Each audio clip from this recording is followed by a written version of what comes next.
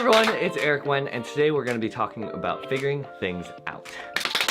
As a young adult in my 20s, everyone around me talks about figuring it out. Have you figured out what you want to do? Have you figured out what you want to do with that? Nah, don't worry, you'll figure it out soon. There's a finality to that phrase.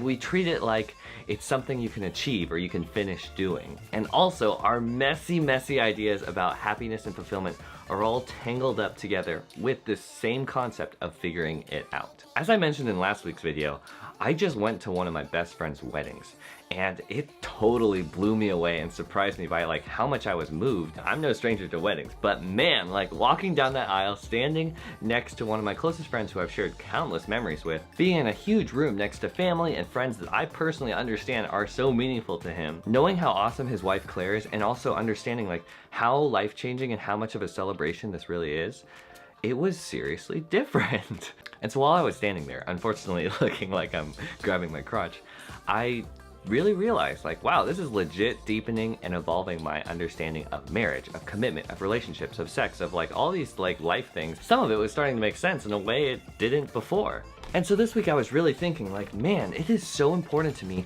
that my understanding about life grows and deepens, not just when I have a kid or get married. I want this to keep happening with frequency for the rest of my entire life. Everyone understands that in your 20s you changed a lot, but why does it have to stop or slow down? I want to be like 60 and still be like, this next year from 60 to 61, I can still meet new people, I can still learn new things, I can still grow and change just as much as I did back in my younger years when I was 30 to 31. That's one of my favorite things about my parents. They are in their 50s and they still don't pretend like they have it all figured out. They still act like in 2018 there's still so much room to grow.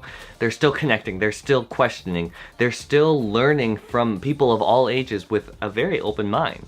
This past week, I had the honor of chatting and collaborating with this 17-year-old YouTuber from Australia, Robin, the Quirky Inquiry. This guy blows my mind with how awesome and deep and just ahead of the game he is. When I was 17, I was not questioning the system. I was a sheep. When you're in high school or middle school, all the inputs you're getting are telling you you need to establish who you are in the world exactly. You need to define it. You need to pick a path and just go on it. With regards to assigning yourself a label, I think it could end up as being a little bit of a double-edged sword. If you assign yourself a certain label, you then have to rigidly conform to that thing without really thinking twice about, is that truly me? For example, at the start of the year 2018, I was very focused and dead set on the idea of that I'm gonna become a theoretical physicist. I didn't exactly want to change my identity without realizing that I'm closing out so many different opportunities that's more authentic to myself. You yourself is always in fluctuating change. You don't have a fixed identity. I've tried on so many different hats. I tried on a hat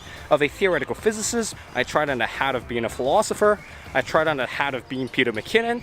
I tried on a hat of being so many different other things out there. Instead of being afraid of identity changes and instead of being super gung-ho about setting yourself in one solid identity, open up your options. Open up the possibility that you might become a drastically different person a year or two from now. And that drastic alteration is when I think where the excitement comes in. If I limited myself to that theoretical physicist archetype, I would have never ever considered starting a YouTube channel. I would have never ever collabed with Eric Wen. You can't discover yourself if you're convinced that you already have it.